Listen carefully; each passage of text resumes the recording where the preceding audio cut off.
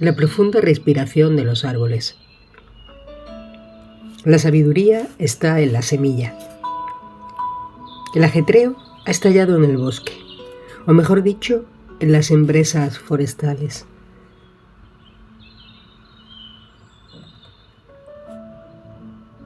¿Cómo se podrían preparar los bosques para el cambio climático, el calor y los periodos de sequía?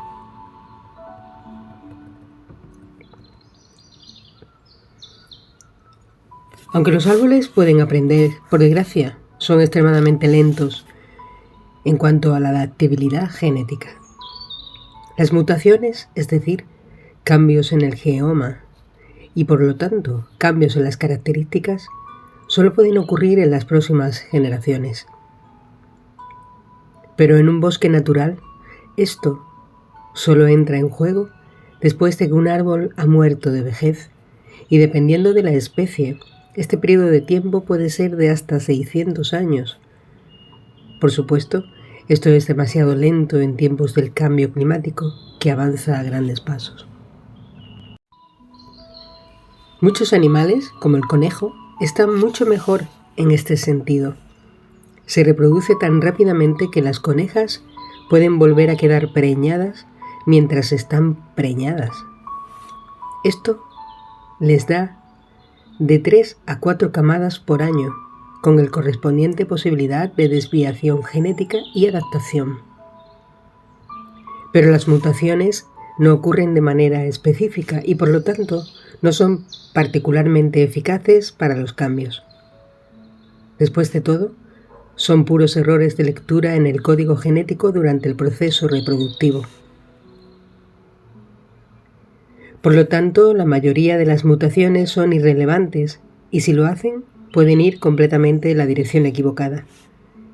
Pueden pasar miles de años hasta que de este proceso surjan casualmente árboles mejor adaptados.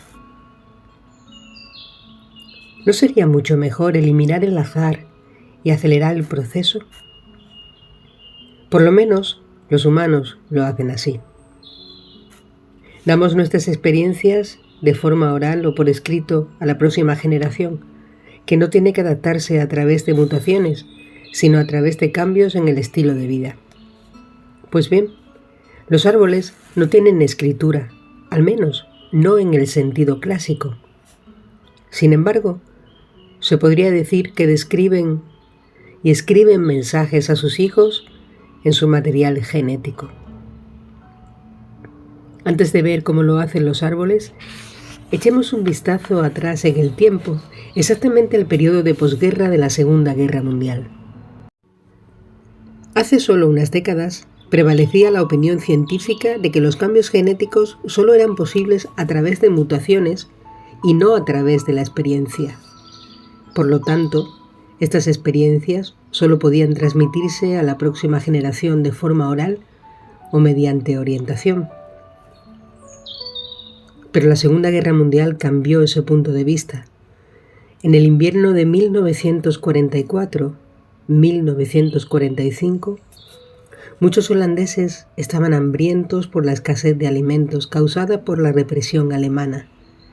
Al parecer, las mujeres embarazadas transmitieron esta experiencia a sus hijos, cuyo metabolismo al nacer estaba programado para detectar deficiencias de nutrientes.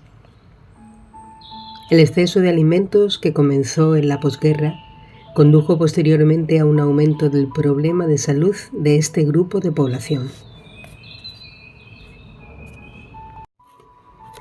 Era más propenso a la obesidad o a otras enfermedades de estilo de vida que la media holandesa. Cada célula de tu cuerpo te muestra que no son los genes los que determinan nuestra apariencia y función por sí solos. En cada célula se encuentra de manera muy compacta y torsionada un plano idéntico para todo el ser humano. El ADN mide 2 metros de largo cuando se estira. Contiene una gran cantidad de información a nivel molecular que solo se utiliza parcialmente en la parte respectiva del cuerpo. Las células de tu mano tienen una forma diferente a las de tu cerebro. Pero, ¿Cómo regula el cuerpo esto durante el crecimiento o la cicatrización de heridas para que se forme solo en el lugar que lo requiere el tipo de célula que se necesita? Aquí es donde entra en juego la epigenética, es decir, todos los procesos que determinan qué partes de los genes se activan o desactivan. Se podría imaginar nuestro ADN como un léxico que almacena todo el conocimiento necesario para desarrollar nuestro cuerpo y sus funciones. Los procesos epigenéticos son algo así como marcadores que ayudan a abrir solo las páginas que se deben leer en ese momento. La colocación de marcadores se realiza utilizando moléculas de metilo que se adjuntan al código genético y de esta manera lo modifican. Estos cambios también están influenciados por la propia experiencia de vida, como nos muestran ejemplos como el del invierno hambriento en los Países Bajos.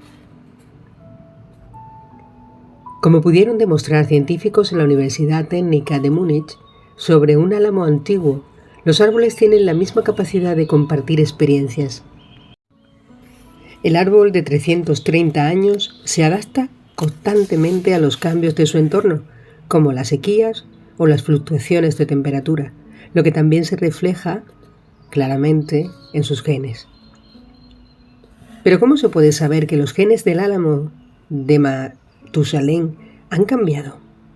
Es sencillo.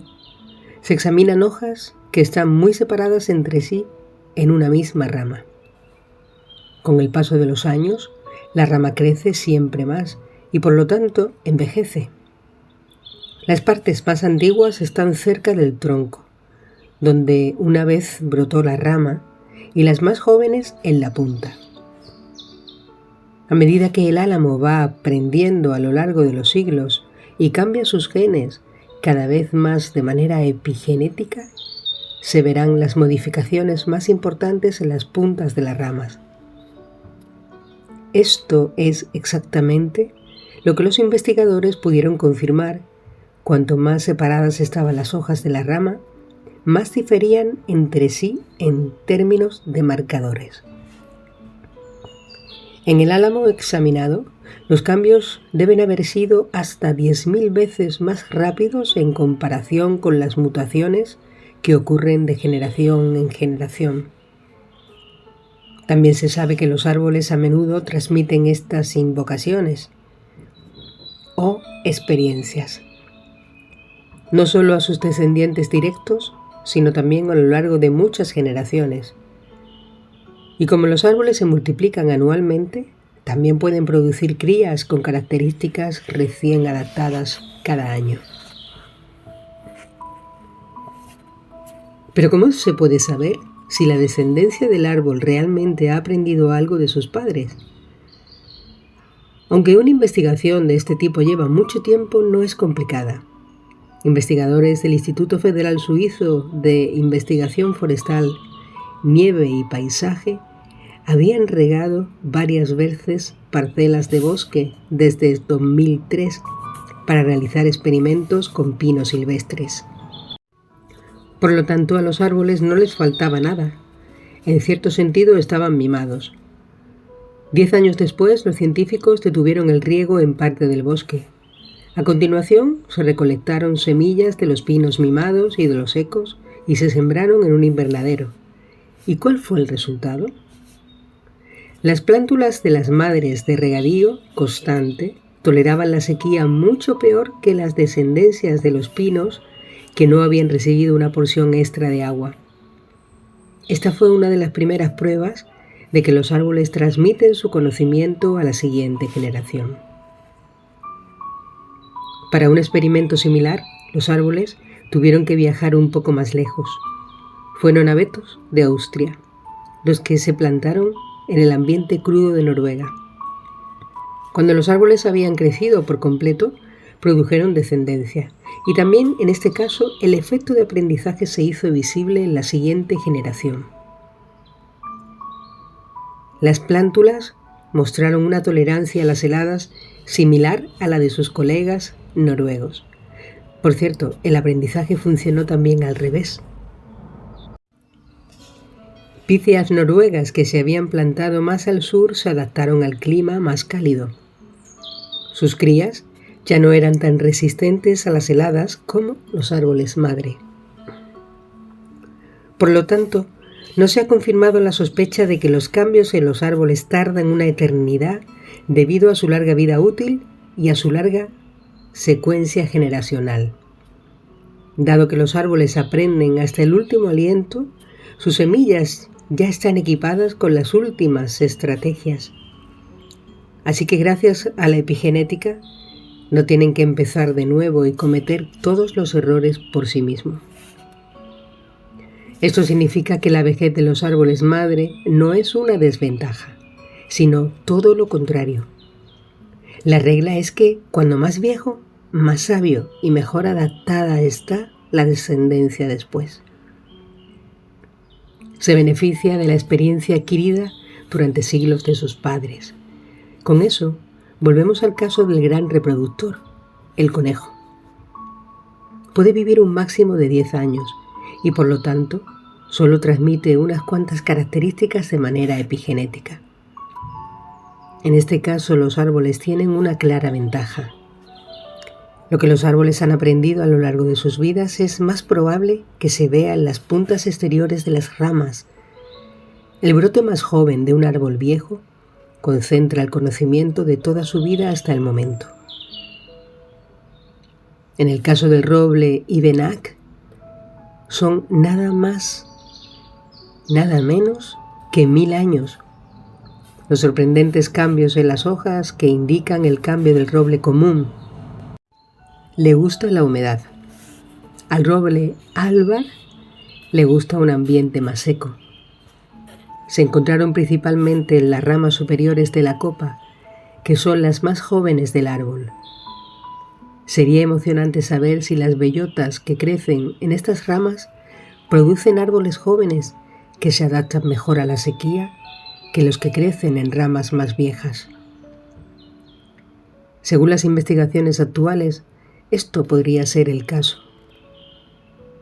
También se demostraría así que las diferentes especies de árboles se pueden adaptar al cambio climático mucho más rápidamente de lo que se suponía anteriormente. Que la velocidad de adaptación sea la suficiente depende, por supuesto, de la medida en que sigamos aumentando el ritmo del cambio mediante la destrucción ambiental descontrolada. Las hayas y los robles adoran las condiciones frescas y húmedas, por lo que nos preocupa la creciente sequía en verano. Pero puede que no sea el problema principal, como estás a punto de ver.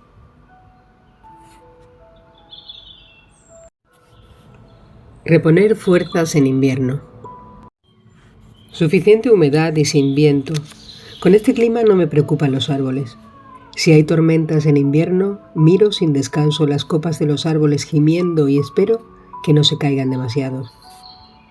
Cuando hace calor y hay sequía en verano, pienso que los abetos sedientos, que además están atormentados por los escarabajos de la corteza. Sigo pensando en ello incluso cuando hay tormenta eléctrica en la estación cálida y finalmente llueve mucho.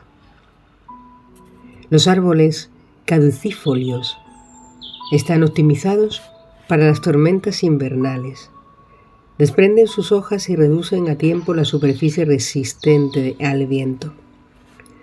De esta forma, no se vuelcan tan fácilmente como las coníferas perennes. En el caso de las tormentas eléctricas y las breves pero fuertes ráfagas que a menudo las acompañan, las cosas se ven diferentes. Entonces también las hayas y los robles están en pleno follaje y son dobladas inesperadamente con fuerza. Generalmente, si los árboles caducifolios se caen o se rompen, suelen hacerlo en tales condiciones climáticas. Sin embargo, las investigaciones actuales muestran que la interceptación podría ser otra razón importante para la caída de las hojas. Se trata en este caso de la lluvia que se queda atascada en la corona y suele ser mucha. Esta agua se evapora directamente de las hojas sin llegar al suelo. Se trata de agua perdida, por lo que solo las lluvias más fuertes sacian realmente la sed de los árboles, al menos en verano. Así que tiene sentido desnudarse durante las horas de sueño en invierno, cuando de todos modos las hojas no son necesarias. De esta manera las gotas de lluvia pueden llegar al suelo sin obstáculos.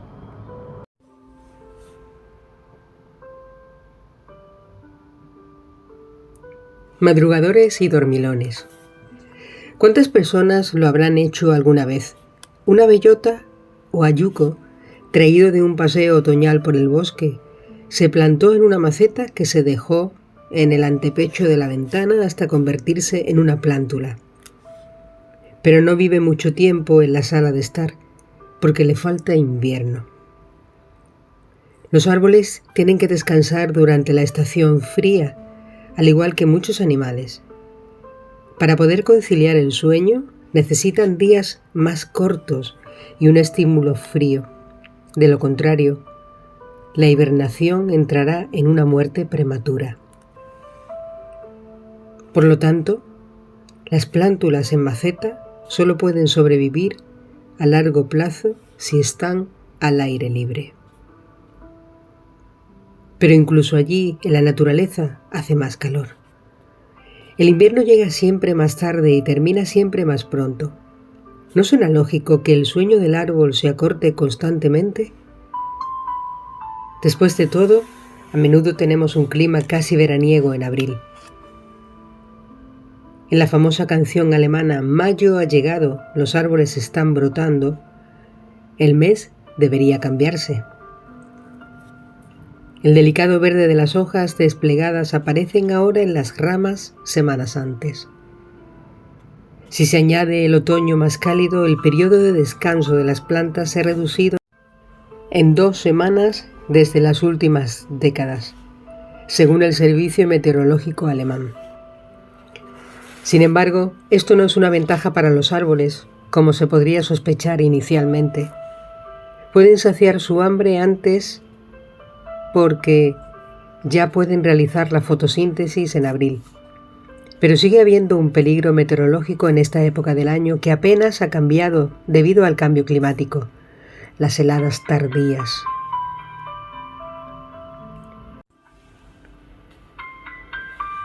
Sucede regularmente que hasta mediados de mayo el termómetro cae bruscamente a temperaturas bajo cero en noches despejadas, como pasó en 2020. En este caso, una gran parte de las hojas recién formadas se congelan, lo que supone un duro revés para la salud de los árboles. Después de todo, es el momento en el que tienen que movilizar las últimas reservas para brotar de nuevo.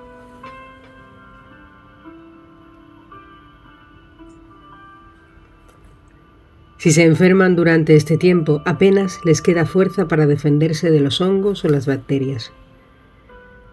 Cuanto más suave sea el invierno, mayor será el riesgo de la brotadura prematura. Ha habido meses de enero tan calurosos que las grullas regresaron de España. Sin embargo, entonces el invierno llegó con toda su fuerza en febrero, lo que causó que estas aves volvieran a moverse hacia el sur. Por supuesto, tal ida y vuelta no es posible para los árboles estables. Para ellos significa ser paciente y esperar.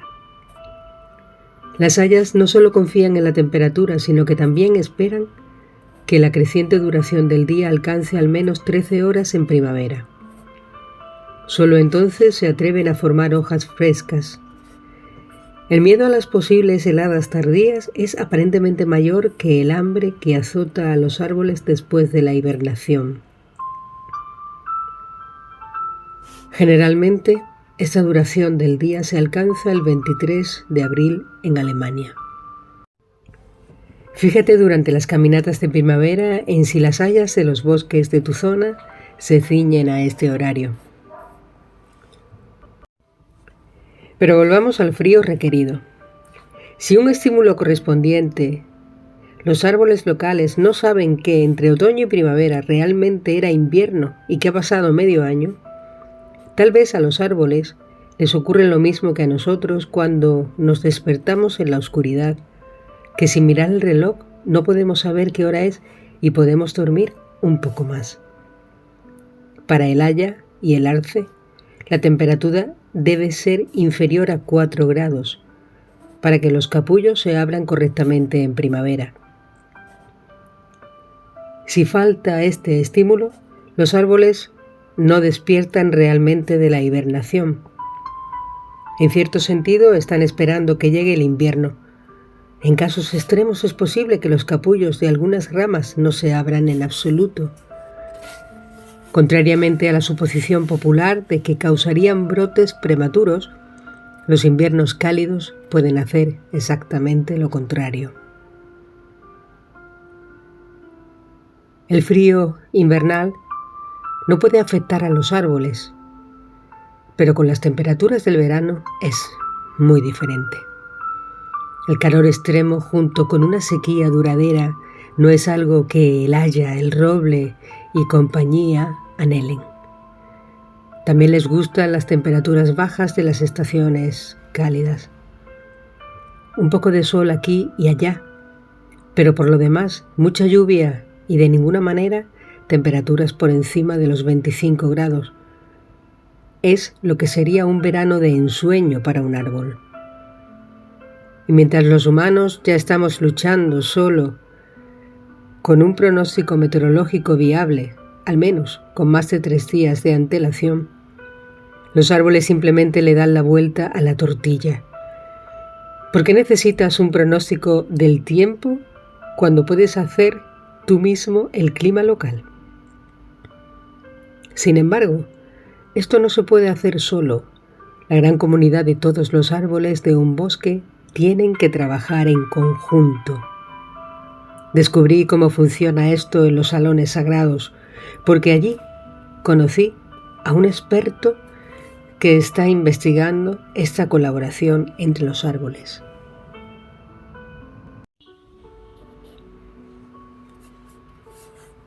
El bosque, el aire acondicionado natural. Tuve mi mayor momento revelación sobre los árboles y el cambio climático durante el rodaje de la película La vida secreta de los árboles. El equipo de filmación y yo conocimos al profesor Pierre Ibish de la Universidad de Ciencias Aplicadas de Eberswalde, un hombre simpático al que ya había conocido y apreciado en mi zona de Eifel, en los salones sagrados. Estos salones no son un edificio, sino que se trata de uno de los hayedos más antiguos de Alemania. Varios ejemplares tienen más de 300 años de antigüedad y aparte de algunas intervenciones, no se ha talado ningún árbol desde hace aproximadamente 150 años. Al entrar, los visitantes se ven encerrados por una atmósfera selvática que se puede encontrar solo en muy pocos lugares de Europa central. Gigantes caídos se desmoronan y liberan un perfume a hongos en el aire, y entre la luz tenue de los árboles crecen jóvenes caducifolios en gran número y con una lentitud infinita. Toda Europa central y occidental debe haber tenido un aspecto similar alguna vez. Pierre Ibish caminó conmigo y con el equipo de cámaras por la reserva mientras podíamos ver pequeñas maravillas por todas partes. Por ejemplo, el haya gigante rota de la que solo quedaba una astilla con corteza. De este palillo de unos 4 metros nació una nueva y delicada corona que con sus hojas y el azúcar que se formaba en estas seguía manteniendo vivo el viejo árbol y sobre todo las viejas raíces. O mejor dicho, el tronco casi completamente podrido que solo parecía un montículo de tierra alargado, aunque por fuera la parcela rural estaba completamente seca, ya que no había llovido durante semanas. Su superficie estaba totalmente húmeda al tacto. Pierre Ibish quería que lo tocara a conciencia. La sustancia que se desmoronaba era como una esponja y cuando apreté la mano cayó agua de la madera. Y la madera estaba muerta. Este viejo bosque de hayas estaba rebosante de humedad, un pequeño milagro ante el seco invierno anterior. Sin embargo, el mencionado momento revelación tuvo lugar justo al entrar a la reserva durante la primera conversación entre expertos. Lo provocaron los mapas que Pierre Biche desenrolló sobre una mesa de madera frente a mí. Mostraban varios fragmentos del paisaje en las afueras de Berlín. En uno aparecían prados, campos, bosques, lagos y asentamientos marcados con diferentes colores, como es habitual en los mapas topográficos, mientras que en el otro, el mismo paisaje de los mapas topográficos representaba pintado con todos los colores del arco iris. Pierre Biche me explicó que este último era un mapa de temperaturas, en el que los degradados de color azul o verde, amarillo, naranja y rojo se basaban en lo habitual, es decir, de azul frío a rojo caliente. Este mapa se creó durante un periodo de 15 años utilizando mediciones satélites. Los meses de verano de junio, julio y agosto se examinaron en días despejados para que el satélite tuviera una visión clara del suelo. En total, se pudieron obtener datos durante unos 470 días. Cada vez que el explorador volaba sobre Berlín al mediodía, se medía la temperatura de la superficie. Estas mediciones finalizaron en 2017, antes de los veranos récord con temperaturas aún más altas. No obstante, el resultado fue electrizante porque los mapas mostraron que las olas de calor no solo son causadas por el cambio climático, sino también significativamente por la destrucción de bosques y la transformación del paisaje de plantaciones forestales, tierras de cultivo y asentamientos. El resultado del mapa mostraba Berlín en un rojo intenso, mientras que los lagos circundantes eran de color azul intenso. No es de extrañar, ya que la temperatura media durante los meses de verano rondaba los 33 grados al mediodía en Berlín durante más de 15 años, mientras que las zonas acuáticas a veces ni siquiera superaban los 19 grados. Esto suena trivial, ya que es asfalto y el hormigón se calienta más fácilmente y sobre todo más rápido que las grandes masas de agua. Sin embargo, las diferencias entre ciudad y zona rural no fueron el objetivo principal de las mediciones. Era mucho más interesante ver cómo se comportaban los bosques de los alrededores durante los meses de verano.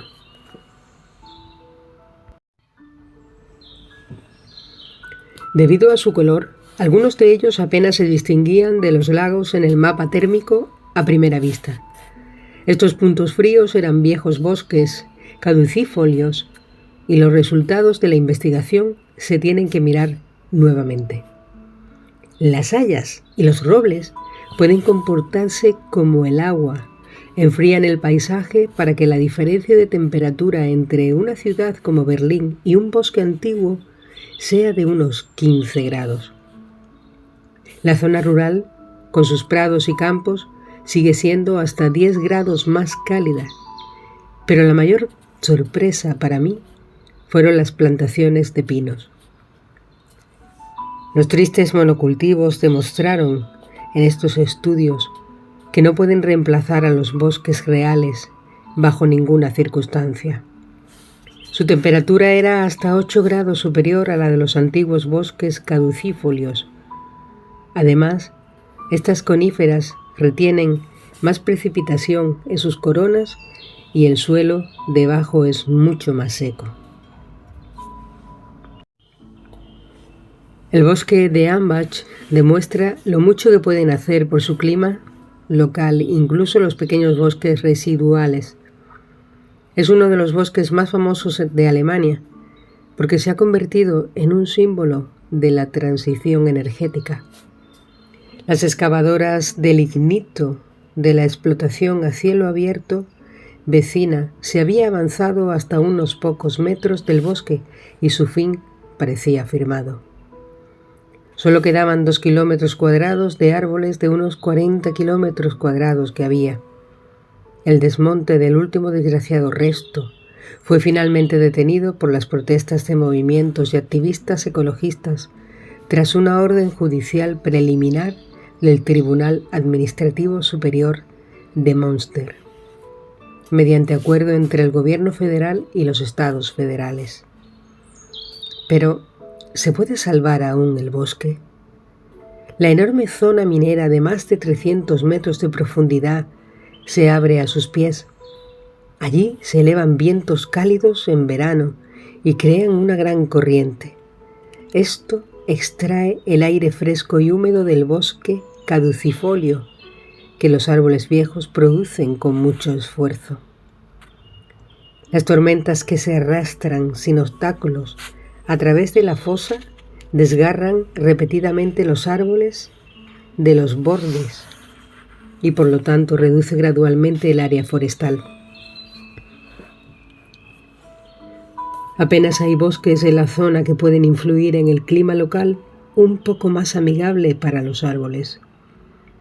El bosque de Ambach se encuentra en un desierto agrícola que se calienta casi como la minería a cielo abierto en los calurosos días de verano.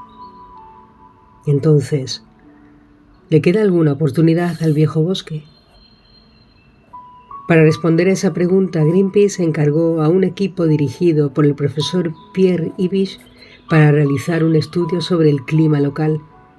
Ya conoces el principio de las investigaciones. Las temperaturas de las diferentes superficies terrestres se determinaron por satélite y se mostraron con diferentes colores en mapas. Además, se llevaron a cabo más investigaciones ecológicas. El resultado mostró que en el verano extremadamente caluroso en 2018, la diferencia de temperatura entre el bosque y la mina fue de hasta 20 grados. El hecho de que un bosque tan pequeño pero razonablemente intacto siga haciendo un esfuerzo tan refrescante requiere mucho respeto. Desafortunadamente, el futuro de los árboles viejos no es particularmente prometedor. Las excavadoras siguen acercándose cada vez más y los árboles mueren del calor. El efecto refrescante se aleja en los bordes del bosque como si se tratara de un gigante secador de pelo. Y al mismo tiempo se eliminan grandes cantidades de humedad. O para seguir con la metáfora, el bosque de Ambach es secado constantemente con un enorme secador. El drama se hace aún más evidente si consideramos que una haya adulta libera al aire hasta 500 litros de agua al día a través de sus hojas. Agua que el suelo apenas puede proporcionar debido a la extracción del lignito. Además, a modo de burla, enormes bombas drenan la minería a cielo abierto porque el fondo del valle está significativamente por debajo de los niveles de los recursos de aguas subterráneas, que de otro modo inundarían el mega agujero. Por esos motivos, los expertos recomiendan plantar una especie de hilera de contención alrededor del bosque de Ambach para salvar el bosque viejo. Los árboles jóvenes podrían al menos reducir un poco el calor del área circundante y humedecer el aire para que el bosque viejo sufra menos estrés. Tales amortiguadores alrededor de nuestras urbanizaciones también serían una bendición para los humanos, como muestran las fotografías de Greenpeace. Los ecologistas utilizaron una cámara térmica para tomar fotografías de Colonia, una ciudad importante que se encuentra a 1 hora en coche de nuestro albergue forestal en las tierras bajas de Renania. También en esta zona se obtuvo un resultado similar al de Berlín y el bosque de Ambach. Con el calor del verano, los edificios y el asfalto brillan en tonos rojos. Los árboles de los parques de la ciudad, por otro lado, parecen lagos de color azul intenso, tal como confirma también la temperatura.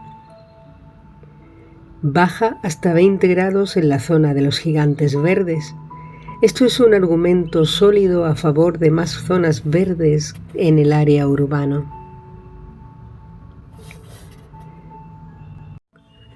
Además de refrescar, el bosque también nos regala más lluvia, como veremos en el capítulo sobre los flujos del aire. Pero antes de eso hay un pequeño rayo de esperanza por la entrada en razón de las administraciones forestales estatales, que básicamente están aserrando alrededor de este refrigerador de la naturaleza.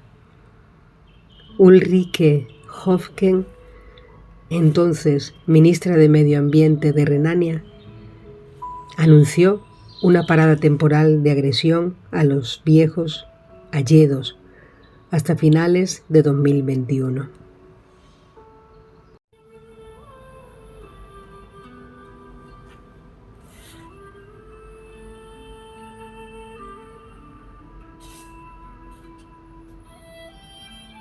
Cuando llueve en China. Los bosques no solo dan forma al clima local, sino también al de todo un continente. El agua juega un papel importante en este caso, como lo demuestra el efecto de enfriamiento causado por la evaporación. No obstante, también las aguas corrientes están significativamente influenciadas por los árboles.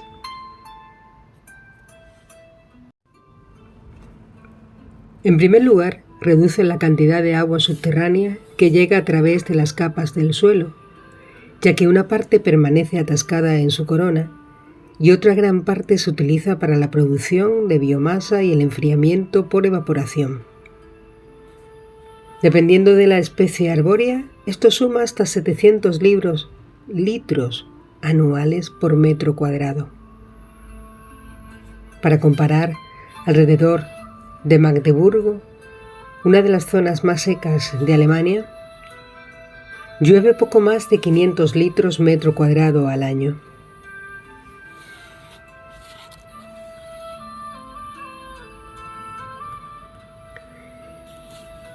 En esta área, los bosques solo pueden sostenerse si los árboles reducen su consumo de agua bebiendo menos, lo que conlleva que crecen más lentamente que en otros lugares.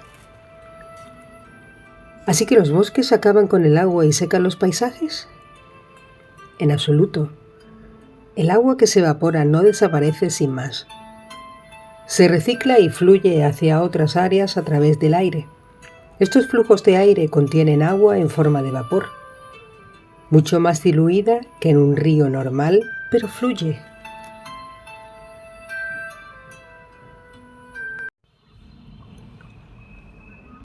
Estudios realizados por científicos rusos demuestran este fenómeno. Investigaron de dónde viene la lluvia que cae en China. Al principio esto suena como una pregunta extraña, porque en un principio la precipitación proviene del océano más cercano. El vapor de agua sube de los océanos y forma nubes que entran en los continentes llevados con el viento. Allí llueve y el agua que cae en tierra vuelve al mar a través de los ríos debido a la gravedad. El ciclo se ha completado. Por lo tanto, es importante para la vida vegetal terrestre que siempre haya al menos la misma cantidad de suministro desde el aire que la que se pierde a través de los reflujos hacia el océano y la evaporación.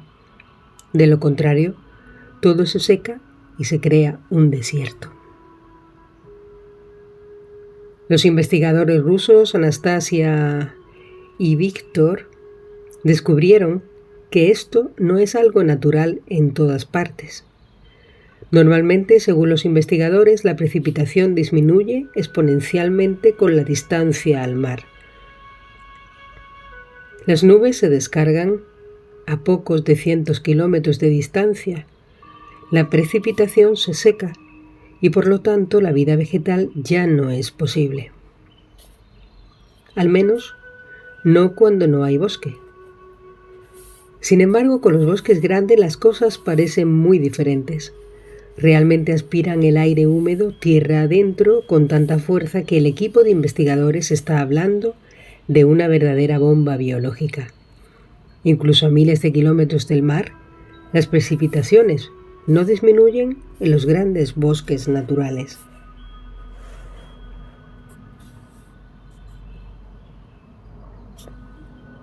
Así es como los dos se imaginan cómo funciona. Los bosques evaporan enormes cantidades de agua a través de sus hojas.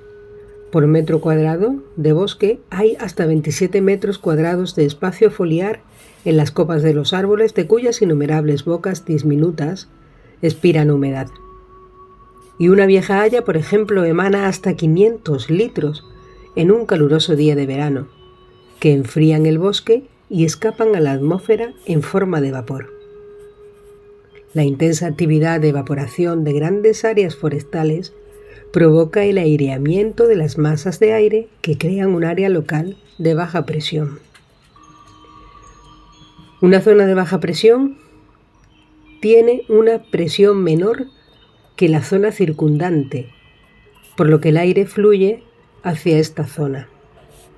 También se podría decir que los bosques absorben el aire fresco de los océanos y lo hacen a larga distancia. Este aire húmedo del mar también se eleva por encima de los bosques, se enfría y descarga su agua sobre los árboles. En resumen, esto es, según los científicos, más de lo que los árboles pierden mediante la exhalación. Por lo tanto, el consumo de agua de los árboles puede significar que tienen más agua disponible en el fondo. Los bosques siberianos están demostrando lo contrario.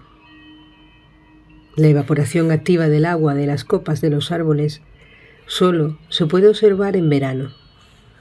En invierno, cuando todo está congelado y los árboles están dormidos, la bomba de agua del bosque debería paralizarse. Y esto es exactamente lo que se puede observar según el equipo de investigación. Por otro lado, si se talan los bosques y se sustituyen por pastos o paisajes agrícolas, por ejemplo, las precipitaciones pueden disminuir hasta un 90%. La teoría suena obvia y se puede observar también en la práctica. Desde el cambio de milenio, las sequías han sido cada vez más frecuentes en la Amazonía. Esto encaja con la desaparición de los bosques tropicales costera y la deforestación progresiva, es decir, la reducción del bosque tropical en su conjunto, ya que si destruyes la bomba cerca del océano, no tienes que sorprenderte si no llega nada al interior. Las observaciones realizadas en Alemania sobre el efecto de enfriamiento y el aumento de las precipitaciones sobre los bosques viejos también apoyan esta tesis. Pero existen otras pruebas más contundentes del efecto del bombeo de los bosques. Un equipo dirigido por Ruud Van, de la Universidad Tecnológica de Delft, en los Países Bajos, investigó el reciclaje del agua en el ciclo natural. Los investigadores se olvidaron un simple hecho. El agua que se evapora en el aire tiene que caer como lluvia en algún momento. Sin embargo, lo que parece lógico apenas se tiene en cuenta en las investigaciones de los hidrólogos. Según el equipo, para la comunidad profesional, el agua evaporada se pierde del sistema y las nuevas precipitaciones son agua que se agrega desde el exterior. Pero el hecho de que el agua se transmita a gran escala en los ecosistemas no solo suena lógico, sino que es extremadamente importante para comprender la función de nuestros pulmones verdes. Existe un gigantesco proceso de reciclaje que funciona mucho mejor que el consumo de materias primas en nuestra sociedad. La humedad es reutilizada por parte de la vegetación hasta 10 veces mediante la evaporación múltiple y la correspondiente precipitación. pero solo mientras los bosques no se deforesten a gran escala. Si combinamos la investigación de científicos rusos y holandeses, queda claro que hasta ahora el papel de los bosques para el equilibrio hídrico de nuestro planeta ha sido completamente subestimado. No solo influyen en los sistemas eólicos, generando zonas de baja presión que transportan las nubes del océano a los continentes, sino que también enriquecen constantemente el aire con humedad. Hasta el momento, muchos ingenieros de montes han dado a los árboles principalmente el papel de un almacén biológico de CO2, con el contexto de cambio climático, en forma viva o mejor aún, muerta. Cada tronco que se utiliza para construir una casa o un mueble se considera un éxito para la protección del medio ambiente. Después de todo, el carbono de la madera ya no puede ser liberado por bacterias y hongos en la naturaleza, como en los árboles muertos. Como resultado, el valor del bosque que respira se reduce al de una simple caja fuerte de CO2 y su efecto sobre el régimen mundial del agua y la temperatura sigue oculto hoy en día. Si se apreciara plenamente el rendimiento de los árboles para nuestro clima, estaría claro que la conservación de los bosques tendría que estar por delante del uso de la madera y que el consumo de cartón y papel tendría que restringirse drásticamente. El agua es uno de los factores clave de la vida humana. En las regiones secas y calurosas, los conflictos surgen regularmente por los ríos que fluyen a través de varios estados, como el Nilo. Egipto estaría perdido sin su agua, ya que la gente sigue obteniendo el 95% de su agua dulce del gigantesco río. Además, sin el Nilo, la agricultura en el Valle Fértil sería difícil de imaginar. Etiopía, situada en la parte alta, ha construido una presa para generar electricidad. Para ello, el enorme embalse tiene que llenarse durante años con agua que falta en Egipto y Sudán, que están experimentando los mismos problemas durante este periodo. Hasta el momento, la medición internacional ha impedido una guerra inminente. Si la humanidad se da cuenta de lo importante que son los flujos de aire controlados por los bosques, algún día podemos encontrarnos con conflictos en este tema también. Solo hay una trampa en el asunto. Las presas se pueden abrir para volver a dar más agua a los bordes inferiores de los ríos. En el caso de los bosques no es tan fácil volver a encarrilar un flujo de aire perdido por grandes talas. Incluso si reforestas el área desforestada, el nuevo bosque tarda décadas en recuperar gradualmente su función anterior. Actualmente podemos observar un experimento a gran escala de este tipo en Brasil. La reforestación de los bosques tropicales costeros ya ha comenzado allí, pero solo en áreas parciales. Queda por ver cuánto tarda el proceso de generación incluso en regiones tropicales, donde los árboles crecen especialmente rápido, y si la bomba volverá a funcionar correctamente. Este segundo descubrimiento pone en relieve el impacto de los bosques en la temperatura y los ciclos del agua. Espero que se les preste más atención en adelante. Alexander von, el famoso investigador, ya había descrito con detalle la importancia de estas relaciones en 1831. La rareza o falta de bosques aumenta la temperatura y la sequedad del aire. Esta sequía tiene un efecto retroactivo en el clima local al reducir los desagües por evaporación y la fuerza de la vegetación del césped, dijo Humboldt en sus fragmentos de Geología y Climatología de Asia. ¿Es realmente una coincidencia que los árboles sirvan juntos para enfriar el entorno e incluso causen su propia lluvia? Después de todo, han estado formando bosques durante más de 300 millones de años. Es bien sabido cuánto trabajan juntos los gigantes verdes. Se advierten unos a otros, cuidan sus raíces e incluso comparten recuerdos. Por eso, creo que una enorme comunidad de grandes plantas ha logrado salir de la pasividad y poner el clima, al menos en parte, de sus propias manos, o mejor dicho, hojas.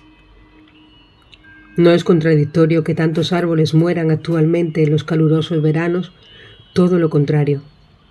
Esta muerte de los bosques solo muestra lo que sucede cuando los humanos perturbamos esta comunidad perfectamente sintonizada con la silvicultura, talando, recortando y remodelando especies arbóreas inadecuadas para que los pequeños bosques residuales del mundo ya no funcionen correctamente.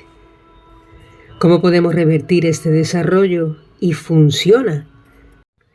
Te lo contaré más adelante en nuestro paseo por el bosque. Cuando las comunidades de grandes plantas trabajan juntas para el clima local, ¿no es obvio que también se cuidan mutuamente en otros aspectos? Hay nuevos y emocionantes hallazgos de investigaciones que me gustaría compartir contigo.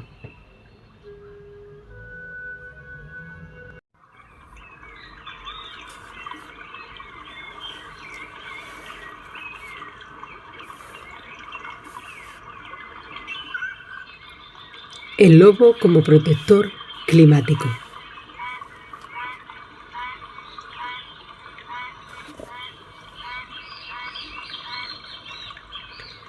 Es cierto que suena un poco pillado por los pelos definir al lobo como héroe en la lucha contra el cambio climático, aparte de su estatus como icono para la protección de las especies.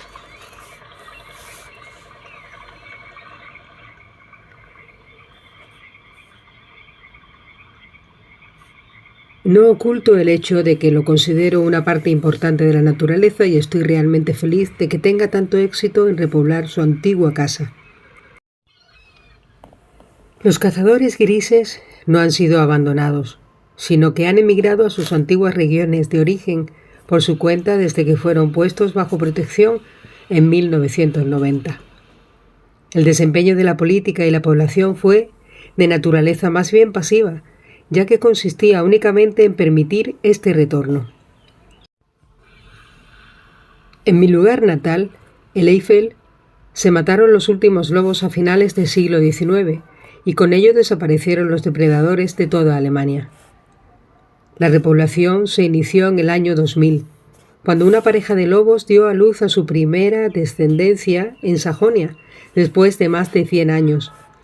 Desde allí, la especie continuó extendiéndose hacia el oeste, mientras que desde el sur de Europa hubo una lenta repoblación hacia el sur de Alemania.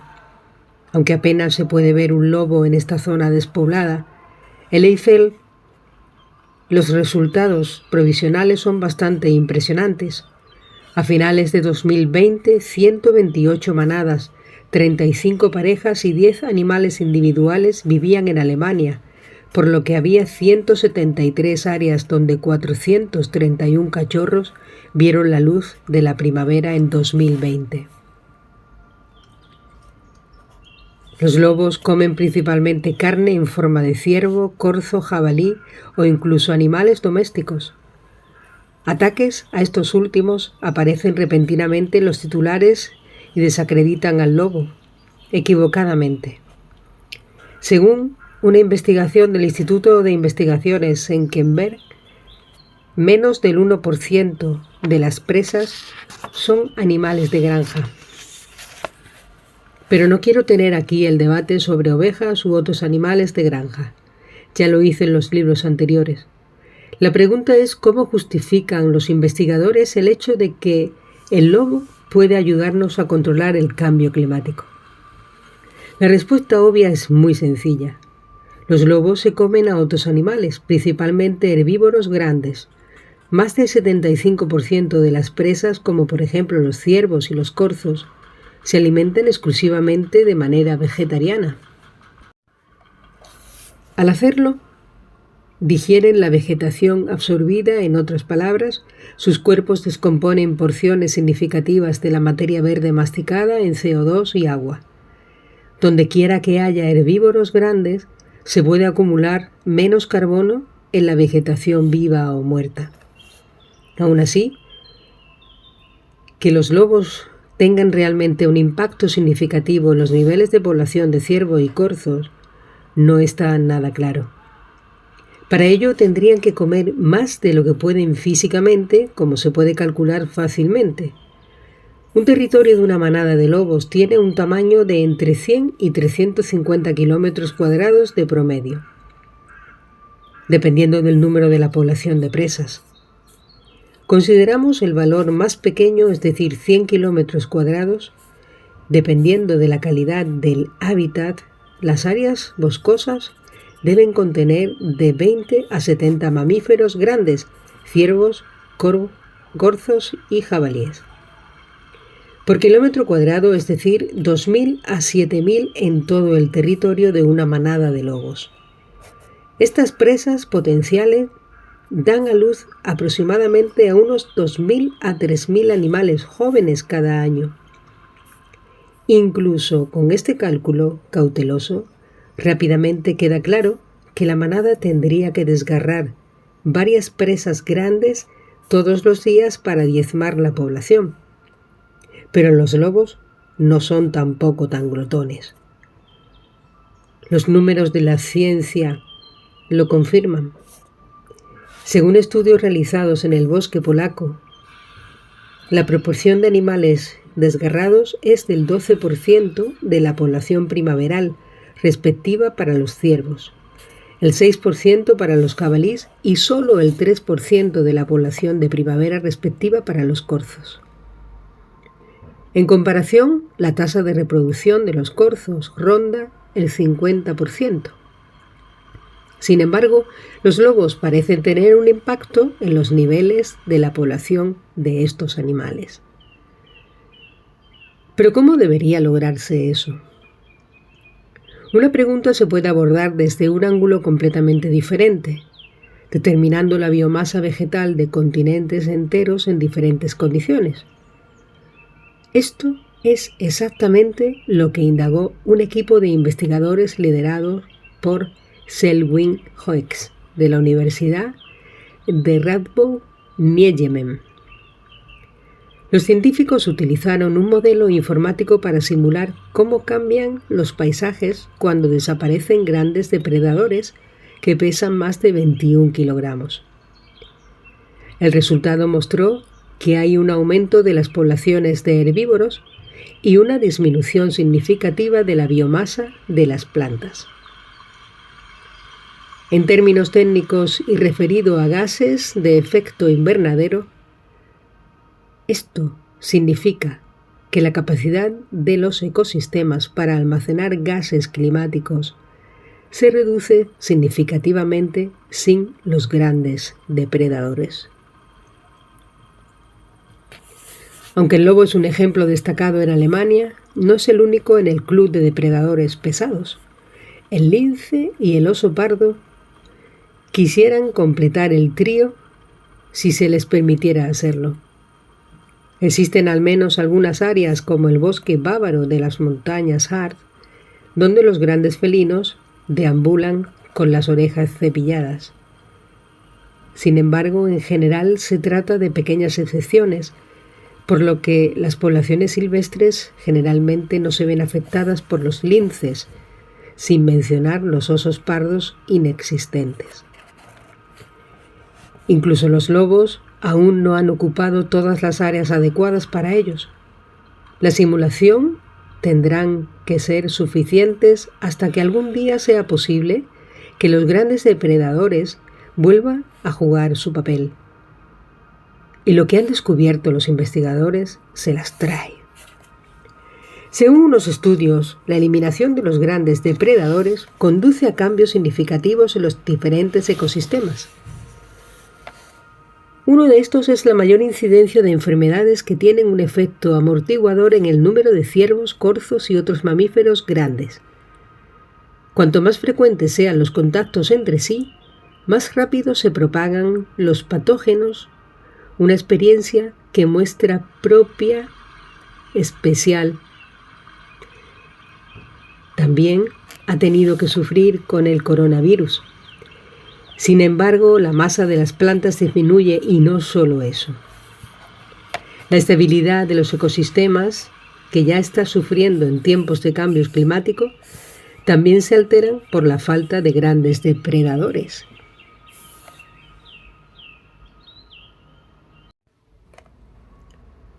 El número de depredadores más pequeños, como coyotes o zorros, por ejemplo, está aumentando, lo cual no es sorprendente después de todo. Suelen ser cazados por lobos y similares también. Si falta el lobo, los grandes omnívoros, como los osos, también están en mal estado. Su número disminuye en paralelo con el lobo. Según los autores del estudio, esto puede deberse al hecho de que el creciente ejército de carnívoros más pequeños los disputa con gran parte de sus presas, como la carroña. Al mismo tiempo, el número cada vez mayor de herbívoros grandes está diezmando la base vegetariana de los osos. Estos efectos son menos pronunciados en áreas con grandes fluctuaciones estacionales, como Europa Central. La razón es que aquí el invierno es el factor limitante, en el que la vegetación tiene poco que ofrecer, por lo que la cantidad de herbívoros no pueden superar un determinado número. Ahora, la silvicultura vuelve a entrar en juego. Las moras y otros atractivos alimentos de invierno que están disponibles debido a los claros de los bosques controlados elevan las poblaciones de caza significativamente más allá del nivel natural. En tales circunstancias, incluso el regreso de los lobos ya no puede establecer el equilibrio natural. Sin embargo, también queda claro lo contrario: reducir la tala, expandir el área forestal y detener la alimentación de los animales de caza por parte de los cazadores solo puede tener todo su efecto cuando se permite que los grandes depredadores jueguen su papel. Si esto realmente ocurriera algún día, no hay razón para que no sea así. Entonces la caza no solo será redundante, sino también prácticamente imposible.